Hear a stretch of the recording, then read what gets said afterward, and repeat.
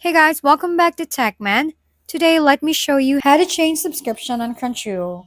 I opened Crunchyroll the other day and realized I wanted to switch up my subscription plan, so I logged into the website and went straight to my profile in the top right corner where all account settings are stored. Then I opened the settings page and navigated to the membership info section where your current plan details are shown.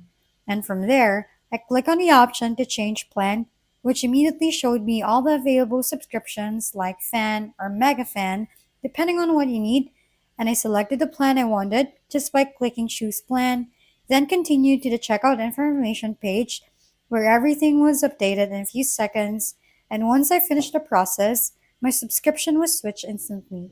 Which honestly makes it pretty simple to adjust your plan anytime without going through any complicated cancellation or support steps. If we've been helpful, kindly give us a thumbs up and don't forget to hit the subscribe and bell button for more contents. For any questions and suggestions, comment down below.